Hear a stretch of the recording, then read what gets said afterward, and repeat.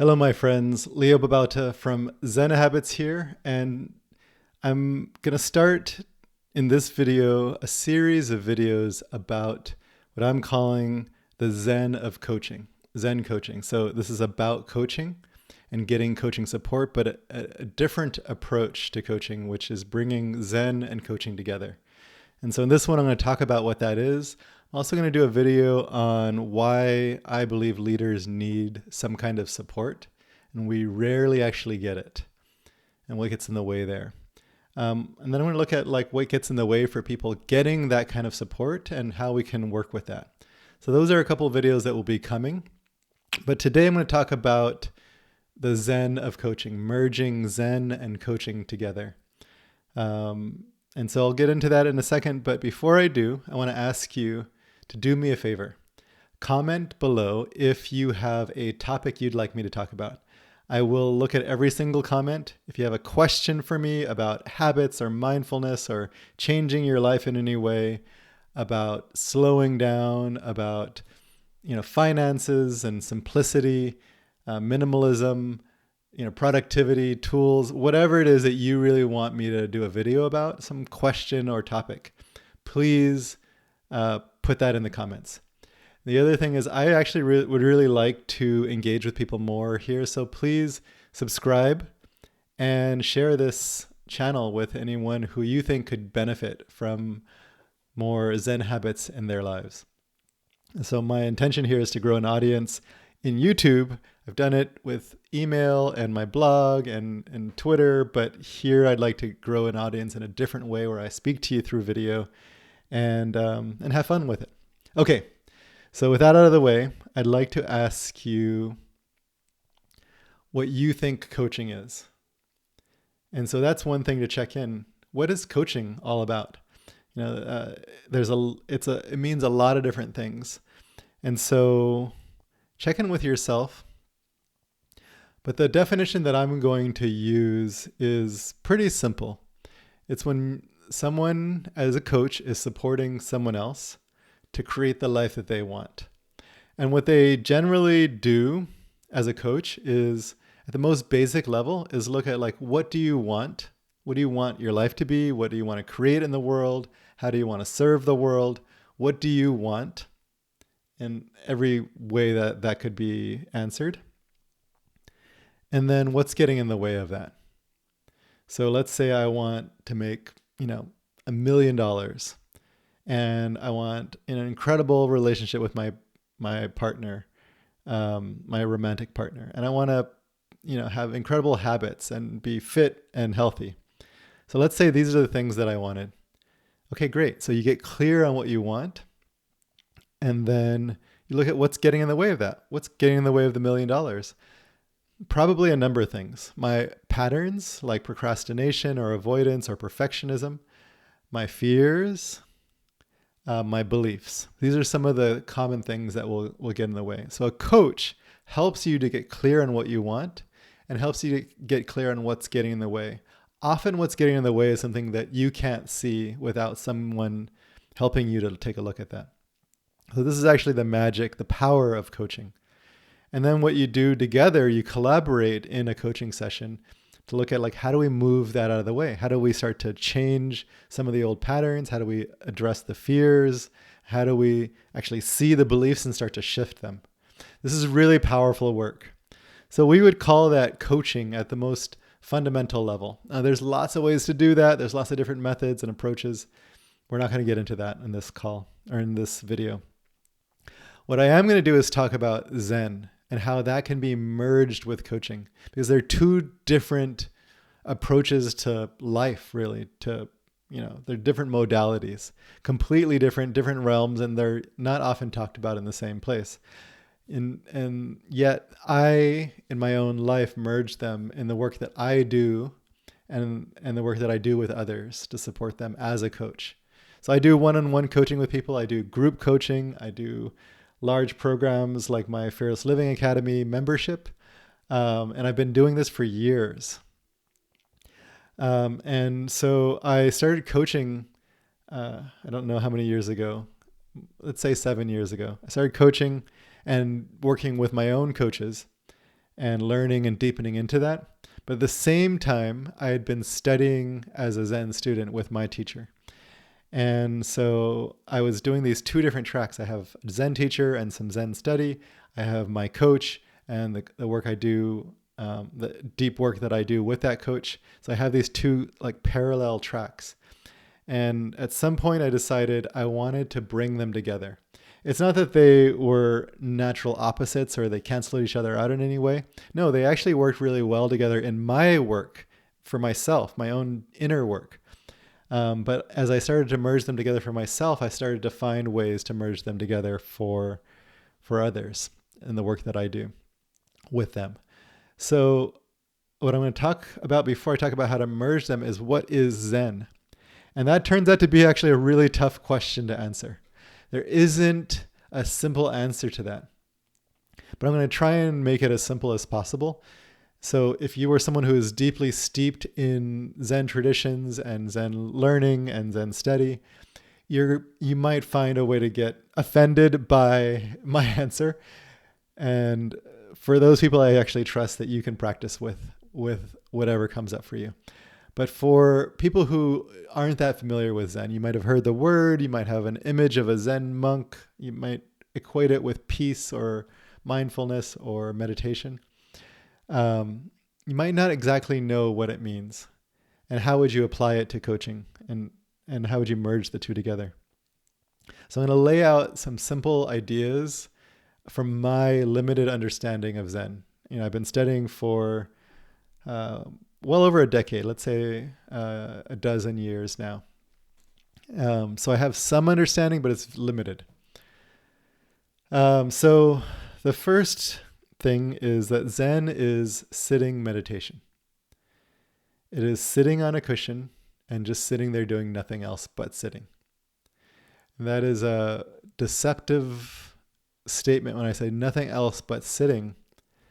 What that means is you aren't necessarily doing a lot of like thinking about the sitting. You aren't necessarily planning your day. You're just sitting. So you remove everything but the sitting. And that's actually really hard to do. So when you practice that, removing everything but the sitting, what you'll find is that it's really just a being. So you're just being in the moment. That might include some thinking, because beings like you and me, we think sometimes. So it doesn't exclude thinking, but that's really not what you're doing. And it's actually less about the doing, and it's more about just being in the moment. There's more to it than that, but we can say that that would be a real simple version of it. It's just practicing through sitting, the act of just being human, just being there in the moment, just being fully present. And then that practice also includes when I notice that I'm not just sitting. I'm actually thinking a lot and planning my day and judging myself and judging others and all these extra activities that we do. And then as you deepen into this, what you find is actually the just being practice includes all of that. There is nothing that becomes excluded. So on a day-to-day basis, if you're practicing this, we take it off of the cushion. That's where we start with the practice, but then we take it out into the world, into the work that we do, into washing dishes, into talking with people, relationships, all of that. And so this just sitting, this just being actually is carried into everything that we do. And so in some ways, Zen is just being in each moment as fully as we can. And that doesn't mean necessarily peace, although it can be incredibly peaceful to just be. It doesn't mean doing nothing, like there's no activity. You can just be as you wash a dish. It could mean joy. It could mean anger. You feel anger. That is a expression of being. It could mean sadness and being heartbroken. So just being would include all of that. And it could include work. It could be just being as you do email. And so it's an exploration of what that means. What does it mean to just write an email? And we drop a lot of the extra stuff that we do, and we just are there with that task fully, with full devotion, full like presence.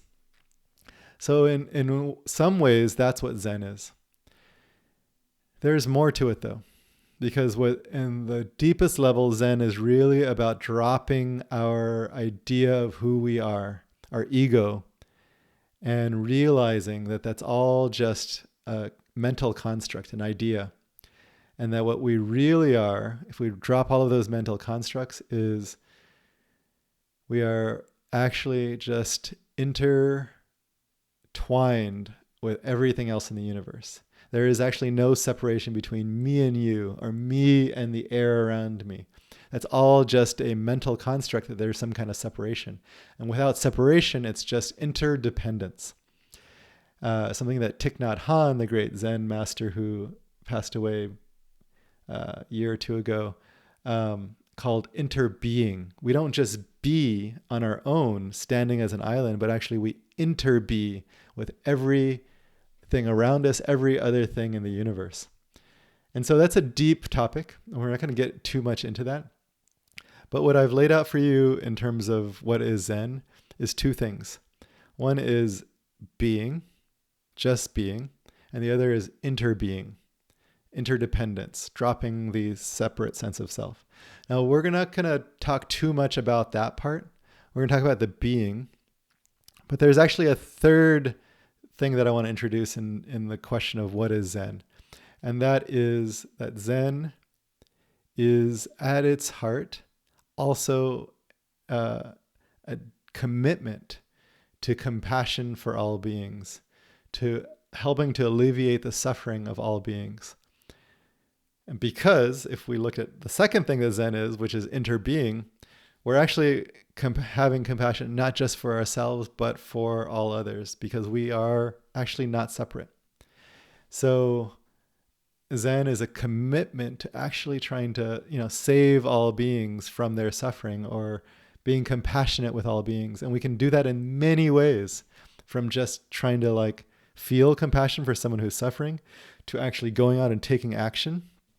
And at its most expressed level, Zen is actually not just sitting, but it's actually going out and bringing your being and your interbeing into compassionate work with others. How do I work with all the suffering that's going on in the world in a way that is compassionate? And so it's actually action. Actionable Zen is something that I really believe in. So this is my limited understanding of Zen. There's obviously a lot more depth underneath all of this, but at its most basic level, we would say being, interbeing, and compassionate action out in the world. Okay, so you can study those for your entire life. And there are people who've gone way deeper than I ever have. Definitely way deeper than this video is going to cover. But what I wanted to lay those out for you so you can understand how those could be brought into the coaching that we talked about, which is what do I want, what's getting in the way, and how do we move that out of the way. And then over here on the Zen side, there's the being, the interbeing, and then the compassionate action. And I actually believe that these all work really well together. So I'm going to lay that out for you here, and then invite you to come work with me in this way if you'd like. And we'll talk more about that in the following videos. So how can these work together? So let's imagine you are a wife and a mother, and you work at let's say a tech company, and you're a manager there. Okay, so all of that is great, but as a coach, let's say you start working with me as a coach. So you commit to working with me. Let's say we work together we've committed to a year's worth of working together. So the first thing I'm going to ask you as a coach is, what do you want? What do you want your life to look like? How do you want things to go at work? Is there something you want to do beyond this current job in terms of work? Maybe you want to start a nonprofit organization. Maybe you want to do work out in the community. Maybe you want to start your own business. Maybe you want to just be the best manager you can be at this software company. Great. Now with your spouse, let's say you're married, with your spouse, maybe there's more that you want there. You want some juiciness in your relationship. You want intimacy and connection. You want an ability to work together with conflict. For yourself, you might want to like be meditating every day and eating healthy and going outside and enjoying nature and feeling more alive and joyful. With your kids, maybe you want something there. Maybe you want, a house like in a certain place in the world, or you want a hot tub or something, right? So these are some examples of what you want, and then we would look at like what's getting in the way. And what we're going to find when we look at what's getting in the way is that what's getting in the way is fear and beliefs that stem from that fear, and patterns that stem from the fear and the beliefs. So there's a set of things that are going to be getting in the way that we can look at in coaching. Now, this doesn't happen in Zen as much. There is some of it. So you work with a teacher, you start to uncover some things, but you don't have the modality of coaching where you look at what do you want and what's getting in the way. Let's take a look at your fears. Let's take a look at your beliefs. Let's take a look at your patterns. In Zen, they might think, oh, that's for psychology. So we're not going to look at that. We're going to look at the interbeing and the compassion and so forth. And that's totally fine. But coaching brings the ability to look at all of this and start to understand it in a way that brings more awareness to what's going on underneath the surface. But once we've distinguished that, how do we actually work with the fears and beliefs and the patterns? We can bring some of this just being and compassionate action to those fears and patterns. So if we have fears that are getting in the way of, what I want, the business that I want to start or the nonprofit that I want to start, which is usually the case. It's like, I can't do that. It's too hard. It's too scary. I'm going to fail, whatever. And so I'm just not going to do it. That you can see there, you've shut down what you want, and what's getting in the way is your fears and your beliefs. I can't do it. It's too hard.